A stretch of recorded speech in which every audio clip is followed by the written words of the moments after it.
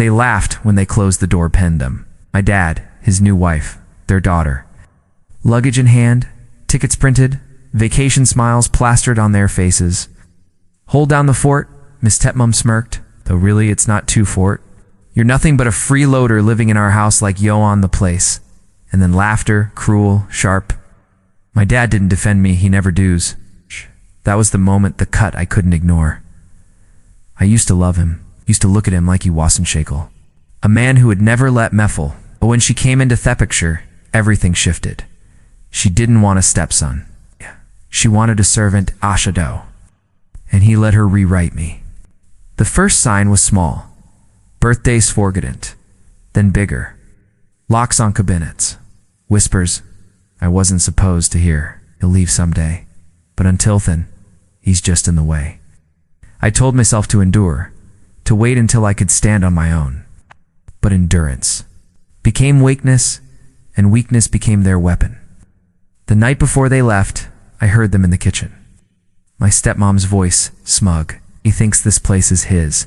Wait until he realizes it isn't. My dad chuckled. And that's when I knew if they wanted me out, they'd get her wish, but not the way they imagined. I didn't confront, I planned.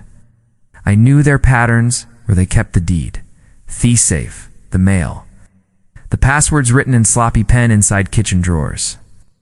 My father has never been careful. His trusting her blinded him, and their arrogance blend them both. The house may have been theirs legally, but paper is fragile. Paper can be moved. Paper can be burned. The morning they left, I played the obedient. Sun waved from Thedraway as they piled into the car. Their laughter echoed as they drove away. The new family picture, me excluded, on its way to the airport. I waited an hour, then I started. Step on. I pulled the documents, mortgage statements, bank letters, the spare keysto, the safe evidence of what they owed, what they risked. I photographed a Devington, sent copies to myself, hidden under encrypted folders. Step 2, I made calls too. A landlord I'd been in touch with for months.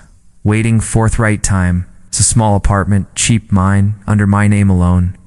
By thought time they landed in Cancun, I had signed yet they lease electronically. Step 3. I stripped the house, not of furniture, of power.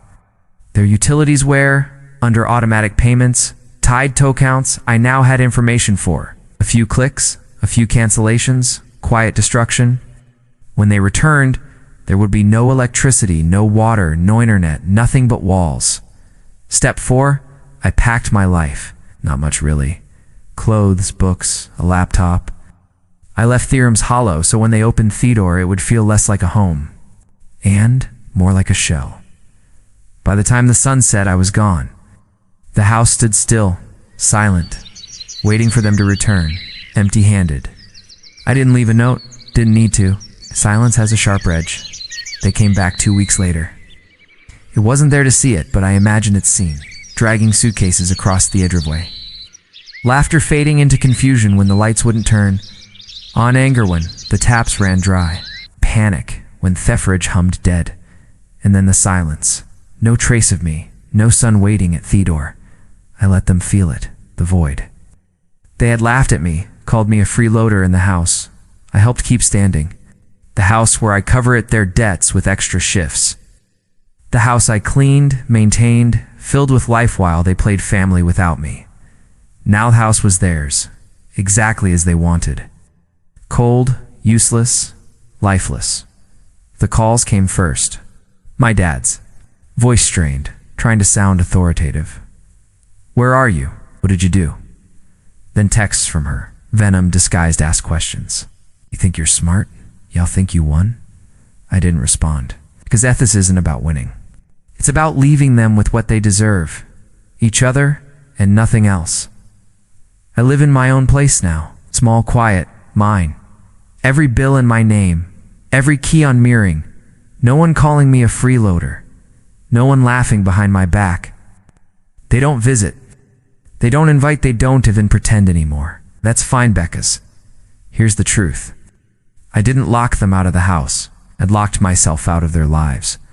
I walked away and then made sure they felt it. So when Pia Plisque I left, why I cut ties so suddenly, I tell them this. Some betrayals don't need shouting matches. Some revenges don't need fire.